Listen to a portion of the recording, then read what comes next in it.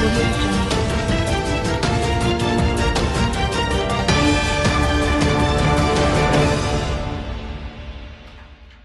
ditepukin biar saya, apa ini maksudnya ini?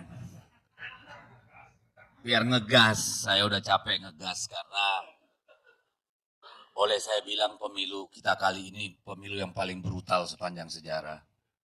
Pemilu paling brengsek dalam sejarah. Karena baru pemilu kali inilah saya menemukan bagaimana, dan bukan hanya saya, kita tinggal membuka media sosial, kita tinggal membuka media mainstream, kita bisa melihat perbincangan publik, bagaimana kekuasaan begitu eksesifnya dalam rangka menguntungkan salah satu kandidat dan merugikan kandidat-kandidat lainnya. Saya kira itu sangat telanjang.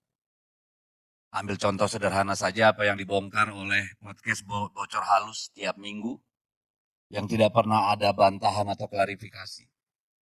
Kita lihat investigasi Tempo dan yang lainnya.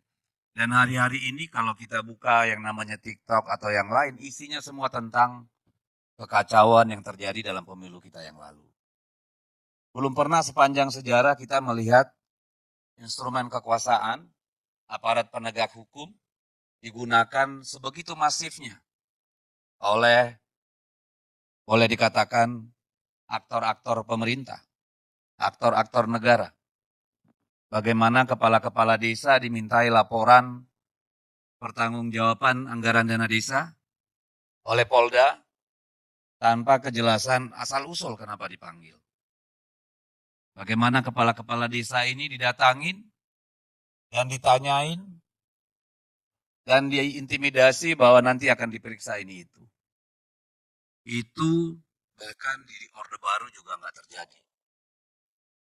Bagaimana dinas-dinas oleh pejabat gubernur, pejabat bupati, pejabat wali kota, menekan camat, lurah, dan sebagainya, sehingga harus melakukan kerja-kerja ekstra konstitusional dengan mendukung salah satu kontestan atau merugikan kontestan yang lain. Tentu kalau mereka ditanya, belum tentu mau bersaksi. Tapi ini kan seperti bau bangkai. Ya, yang tidak kita lihat barangnya tapi baunya sampai kemana-mana. Dan hari ini itu menjadi pembicaraan publik di mana-mana. Sampai hari ini, padahal dunia sudah semakin canggih, penghitungan di tingkat kecamatan masih banyak yang belum selesai. Kenapa? Keluhan mereka setiap menginput nomor genap, itu dengan cepat sistem Sirekap ini jalan. Begitu masuk ke angka ganjil, ini error atau hang. Sehingga proses berlarut-larut. Ada yang membisikkan kepada kita karena ada algoritma yang terjadi di Sirekap itu. Sehingga harus bekerja dulu, pontang-panting untuk menyesuaikan dengan apa yang diharapkan oleh seseorang gitu atau sekelompok orang. Kita juga melihat keanehan ketika kemarin misalnya kalau yang kita lihat itu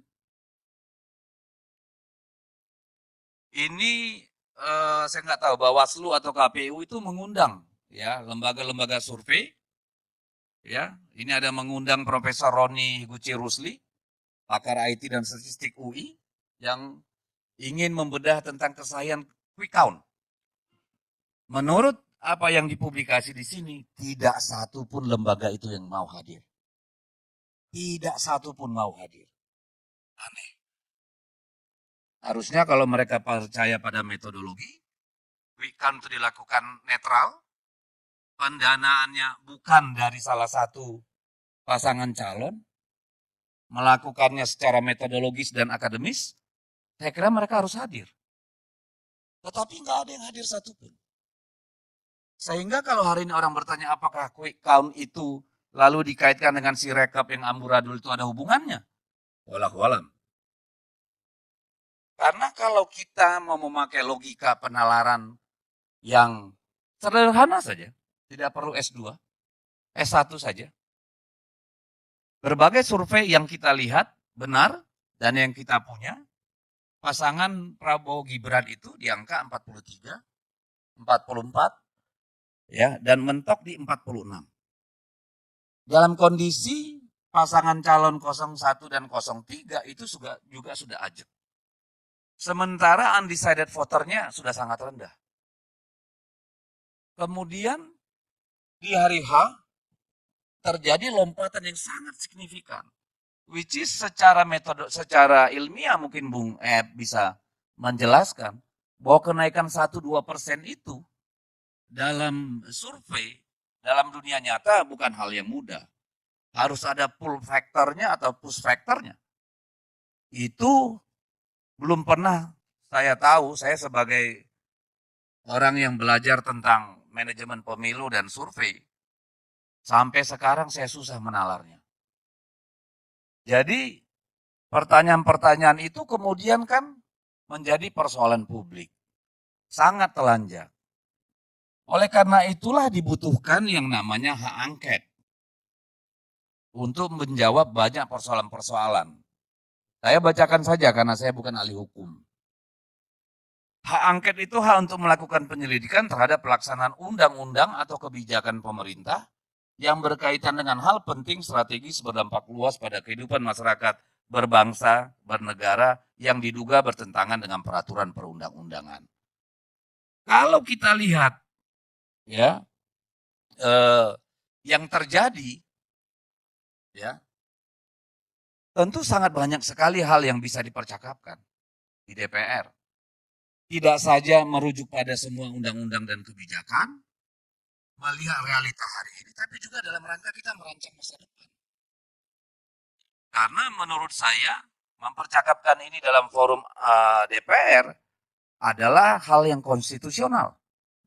Walaupun sekarang yang sangat gerah menurut saya justru orang yang di framing sebagai pemenang pemilu. Saya bingung.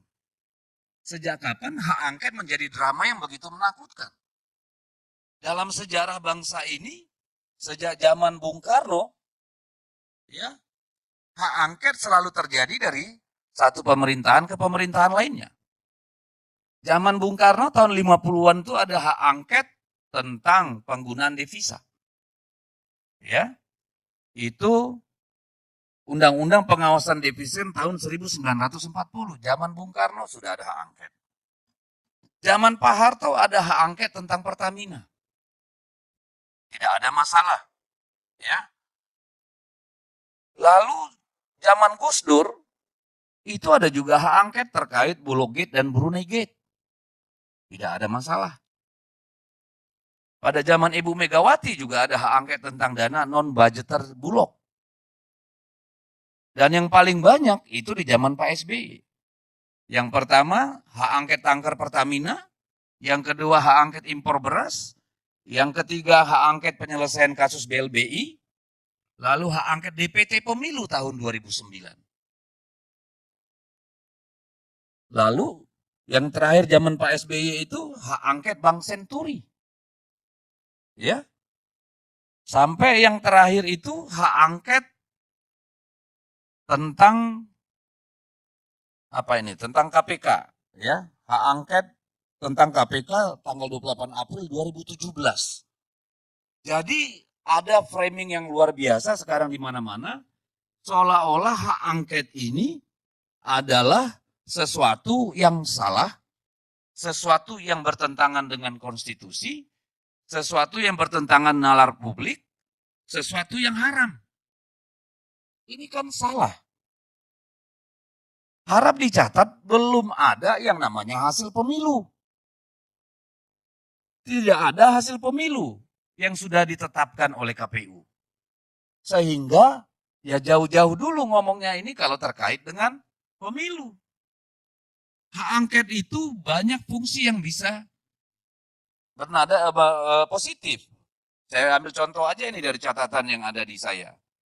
Memungkinkan lembaga legislatif melakukan pengawasan terhadap kinerja pemerintah maupun badan-badan eksekutif lainnya. Dapat meningkatkan transparansi dalam penyelenggaraan pemerintahan maupun kekuasaan. Membantu memastikan akuntabilitas pemerintah atau penyelenggaraan kekuasaan kepada rakyat.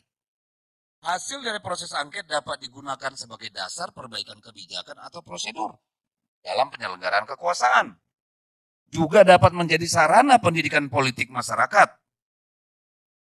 Jadi banyak sekali hal baik yang bisa kita lakukan dengan hak angket. Nah, sekarang tadi saya dari awal sudah bilang ini pemilu paling brutal dalam sejarah. Betul.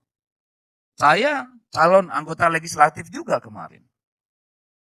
Saya bertemu dengan banyak kepala desa yang mengaku dipanggil.